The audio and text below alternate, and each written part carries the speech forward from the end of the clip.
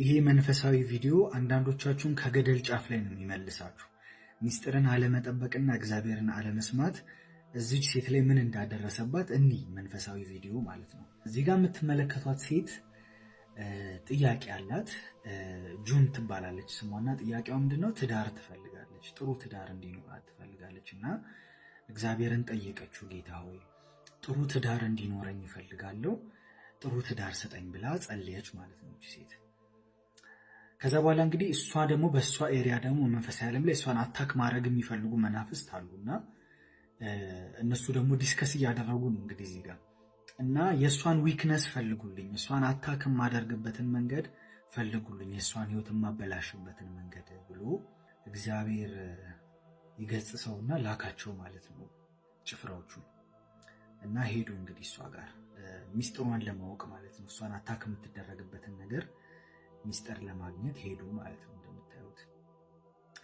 እሷ ደግሞ ቸርች ያለው ፓስተሯ ጠራትና እግዚአብሔር ስላንቺ ተናግሮኛል፣ ዛሬ ጸሎት ጸልየሽ እንደነበረና እግዚአብሔር በቅርቡ ጸሎትሽን እንደሚመልስ ተናግሮኛል፣ ጥሩ ትዳር ይሰጥሻል፣ ጥሩ ኑሮ ይሰጥሻል፣ እግዚአብሔር ስላንቺ ተናግሮኛል አላት።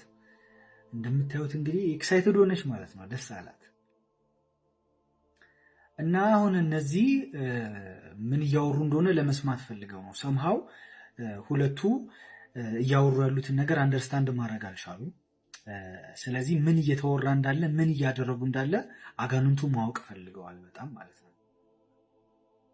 ያው እዚህ ላይ እንግዲህ የሚናገረው በቀላሉ መንፈስ ቅዱስ ለልጆቹ ያሰበውን ሐሳብ ዲስከቨር ማድረግ እንደማይችሉ ነው እየተናገራለሁ። ስለዚህ ለማወቅ እየሞከሩ ነው። ፓስተሯና እሷ ምን እያወሩ እንደሆነ እግዚአብሔር ምን እየተናገረ እንደሆነ ለማወቅ እየሞከሩ ነው። ግን አሁን የዚች ልጅ ችግር ምንድነው? በዓለም ላሉ ጓደኞቿም ለምታገኘው ሰው በሙሉ እግዚአብሔር የተናገራትን ነገር ማውራት ጀመረች ማለት ነው። ጸሎት ጸልያ እንደነበረና እግዚአብሔር በቅርቡ ትዳር ሊሰጣት እንደነበረ የረጅም ጊዜ ጥያቄዋ እንደነበረ እና በጣም ስትመኘው ስትፈልገው የነበረን ነገር እግዚአብሔር ሊሰጣት እንደሆነ ነገርየው ሳይፈጸም በፊት በየቦታው እየዞረች ሚስጥሯን ማውራት ጀመረች ማለት ነው። እና ይህንን ደግሞ አጋንንቱ ዲስከቨር አደረጉና መተው እግዚአብሔር ይገጽሰውና ነገሩት ማለት ነው ለጭፍሮቹ አለቃ ማለት ነው። እና ምንድነው አሁን የሚሉት? ከአንተ ሰዎች ውስጥ አንዱን መጠቀም ትችላለህ። እሷ ጥሩ ትዳር ነው የምትፈልገው፣ ስለዚህ ከአንተ ሰዎች ውስጥ አንዱን ተጠቅመህ በዚህ ስስጎን ገብተህ ማበላሸት ትችላለህ ብለው አይዲያ ያቀረቡለት ማለት ነው። እና አሁን እዚህ ጋር ወክ ሲያደርግ የምታዩት የሰይጣን መጠቀሚያ ዕቃ የሆነ ሰውዬ ነው ማለት ነው። ስለዚህ ምንድነው የሚሉት? ሮንግ የሆነ የተሳሳተ ሰው እንድታገባ እናድርጋትና ህይወቷን እናበላሽ አሉት። ከዛ እንግዲህ ይሄንን ሰውዬ ላኩባት ማለት ነው ህይወቷ ላይ። ከዛ መጥቶ እንግዲህ ቸርች ድረስ መጥቶ አገኛት ማለት ነው። አንዴ እናወራ ብሎ ይዟት ወጥቶ ይኸው ዴት አብረን እናሳልፍ ብሎ ምንድነው የሚባለው? ጀነጀናት ነው የሚባለው አይደል በእኛ አማርኛ። ይኸው እንደምታዩት ነው እንግዲህ እግዚአብሔር ምሕረት ያድርግለትና ዴት እንውጣ ብሎ ነገራት። ደስተኛ ሆኑ ማለት ነው ፕላናቸው ውስጥ ስለገባች። እና ያው የእግዚአብሔርን ፈቃድ ሳትጠይቅ አንተ ነህ ወይ የላከው የነገርከኝ ሰው እሱ ነው ወይ ብላ ሳትጠይቅ ከሱ ጋር ዴት ማድረግ ጀመረች ማለት ነው። የእግዚአብሔርን ፈቃድ ቼክ ሳታደርግ እሱ ነው ብላ ሳትጠይቀው ማለት ነው። እንደዚህ ነው አሁን እዚህ ጋር እንደምታዩት ውስጥ ነገር ውስጥ ገባች ማለት ነው። ከዛ ፓስተሯ ፊል አደረገ። ፓስተሯ ሮንግ ነገር ውስጥ እንዳለች ፊል አድርጎ ቸርች ድረስ አስጠራት፣ ሰውየው ባለበት ማለት ነው። ይሄ ነገር ሮንግ እንደሆነ እግዚአብሔር እየተናገረ ነው፣ ፊል እያረኩ ነው፣ እባክሽ ይሄን ነገር አቁሚ አላት። በማይመች አካሄድ ሁሉ አትጠመጂ ብሎ ጥቅስ እንደዚህ ጠቀሰላት። ሁለተኛ ቆሮንቶስ 6:14 ትላንት የሰራውላችሁ ቪዲዮ ማለት ነው። እና እሷ አይ በምንም ታምር አልሰማም፣ አንተ በትክክል አይደለም የሰማው፣ አያስፈልግም እንደዚህ አይነት ነገር፣ እኔ በጣም ነው ወዶ የእግዚአብሔር ፈቃድ አለበት፣ የራስ ጉዳይ ብላ ድምጹን ኢግኖር አረገች ማለት ነው። እግዚአብሔር ይሁናት እንግዲህ። ከዛ ሰውየውን አገባችሁ። ይሄንን ያለው ይሄንን ሙቪ ያዘጋጀው ሰው ነው። እና ይኸው አገባችሁ። እዩት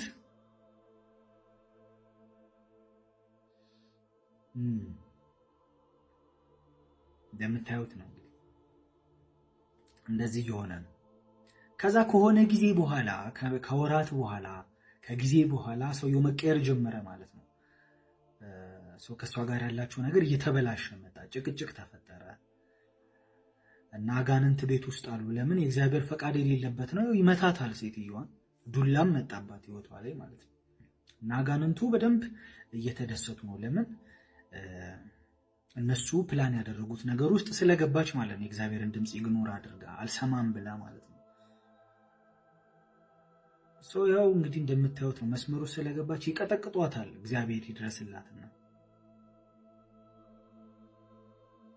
ያቺው ከቸርችም እንድትርቅ አርጓታል። ሰውየው የማይመች አካሄድ ውስጥ ተጠምዳ እግዚአብሔር ያላሰበው ነገር ውስጥ ገብታ ችግር ውስጥ ተፈጠረ። ተፋታች። እሺ አፍተር ኦል መጨረሻ ላይ ነገሩ ስላልተሳካ ተፋታች። ደግሞ በዛም መጡባት። ይኸው ጭራሽ ፍቺ እኮ እግዚአብሔር የማይወደው ነገር ነው። አትፋቱ ብሏል እኮ እግዚአብሔር። አታድርጉ ያለውን ነገር ነው ያደረግሽው ብሎ ደግሞ ድጋሚ አሁንም እሷን መልሰው አታክ ማድረግ ጀመሩ ማለት ነው። ሰርክል ውስጥ ከተቷት፣ ኮንፊውዝድ አደረጓት ማለት ነው። እና ጥቅስ ይጠቅሱላታል። ሉቃስ 16:18 እያሉ ጥቅስ እየጠቀሱ እንግዲህ ላይፏን ሚዘራብል ያረጉታል ማለት ነው እንደምታዩት። ዋናው ነገር ግን ደስ የሚለው የእግዚአብሔር ሐሳብ ግን እግዚአብሔር አሁንም ለሷ ምንድነው የሚላት? ወደኔ ተመለሺ፣ ንስሐ ግቢ። እኔ የምህረት አምላክ ነኝ፣ ሁሉ ነገር ሪስቶር አደርጋለሁ። ጀስት ንስሐ ግቢና ያለው ነገር ፊክስ እናደርግ አላት ማለት ነው እግዚአብሔርና። ከዚህ ምንድነው የምንማረው? ምንድነው አንደርስታንድ የምናደርገው? ዋና ነገሩ ምንድነው? የትኛውንም ነገር ስናደርግ የመጀመሪያው ነገር እግዚአብሔር የተናገረን ነገር በልባችን መጠበቅ አለብን።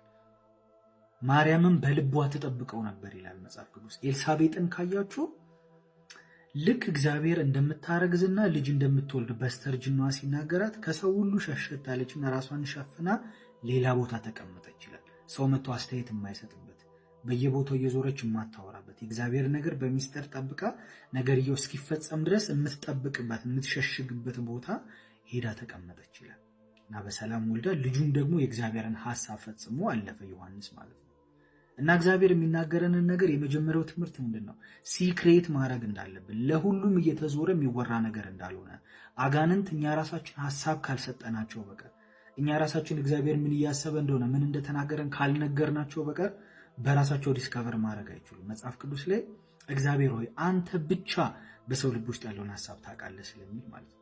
ካልተናገራችሁት በአክሽን ካላሳያችሁ ስለማያውቁ እግዚአብሔር የተናገራችሁ ነገር ሚስጥር ማድረግ። ሁለተኛ የስህተት መንገድ ውስጥ ስትገቡ ሰይጣን ዊክነሳችሁን ካየ በኋላ ደካማ ጎናችሁን ካየ በኋላ በደካማ ጎናችሁ ሰይጣን ሲመጣ እግዚአብሔር ለሚናገራችሁ ነገር ሴንሲቲቭ መሆን፣ ሰውየውን አሁን መስማት ነው። አያችሁ ከጌታ ጋር ያለውን ነገር ሳታውቅ ሰውየው በዓለም መሆኑን ከእግዚአብሔር ጋር ሳይሆን የሰይጣን ሰርቨንት መሆኑን ሳታውቅ የሆነ ቸርች ቦታ ላይ ስላየችው ብቻ ምትወድሻለሁ የእግዚአብሔር ፈቃድ አለበት ስላላት ብቻ ከእግዚአብሔር ድምጽ በላይ ሰውየውን ስላመነች አታክ ተደረገች። ይሄ በትዳር ብቻ አይደለም፣ በስራችሁ ሊሆን ይችላል፣ በኑሯችሁ ሊሆን ይችላል። በተለያየ ነገር ውስጥ የእግዚአብሔር ያልሆነ ኦፖርቹኒቲ ሲመጣ፣ የእግዚአብሔር ያልሆነ ሐሳብ ሲመጣ መጀመሪያ ለእግዚአብሔር ድምጽ ቅድሚያ መስጠት አለባችሁ። ከሁሉም ነገር የሚቀድመው የእግዚአብሔርን ድምጽ መስማት ነው። በህይወታችሁ ላይ ኢሞሽናል በሆናችሁበት ኤሪያ፣ በጣም እየፈለጋችሁ እየጸለያችሁ ባለበት ኤሪያ የመሳሳት የመድከም አቅማችሁ ከፍተኛ ነው የሚሆነው ኢሞሽናል ስለምትሆኑ። ስለዚህ እግዚአብሔር በሰው ሲናገራችሁ፣ በህልም ሲናገራችሁ፣ ለራሳችሁ ሲናገራችሁ የሚሰማ ጆሮ ይኖራችሁ። ከምታዩት ነገር በላይ የእግዚአብሔርን ድምጽና የእግዚአብሔርን ኦፒኒየን ትረስት አድርጉ። ስለዚህ ከዚህ ቪዲዮ እንደዚህ አይነት ህይወት ውስጥ ያላችሁም ሰዎች፣ ልትገቡ ያላችሁም ሰዎች ትምህርት መውሰድ አለባችሁ። የመጀመሪያው ውስጥ ያላችሁ ሰዎች እግዚአብሔር ድጋሚ እድል እንደሚሰጥ፣ እንደዚህ አይነት ነገር ውስጥ ብትገቡ፣ ሚዝራብል የሆነ ነገር ውስጥ ብትገቡ እግዚአብሔር የምህረት አምላክ እንደሆነና ድጋሚ ህይወታችሁን ማደስና መቀየር እንደሚችል አምናችሁ ንስሐ ገብታችሁ የእግዚአብሔርን ድምጽ ባለመስማታችሁ ህይወታችሁን እንደ አዲስ ከጌታ ጋር ቀጥሉ። ሳትገቡ ደግሞ ውጭ ሆናችሁ የነገር የሰማችሁ ሰዎች እስካሁን ህይወታችሁ ላይ የተፈጠረ ያለው ነገር አጣሩ፣ የእግዚአብሔርን ድምጽ ስሙ፣ የእግዚአብሔርን ፈቃድ አንደርስታንድ አድርጉ። ከረፈደ በኋላ የሰይጣን የሆነ ወጥመድ ውስጥ ከገባችሁ በኋላ እንዳትነቁ። ዛሬ የእግዚአብሔርን ፈቃድ፣ ዛሬ የእግዚአብሔርን ድምጽ አንደርስታንድ አድርጉ፣ እወቁ ማለት ነው። ዛሬ እንግዲህ ከዚህ ቪዲዮ ይህንን ነው የምንማረው።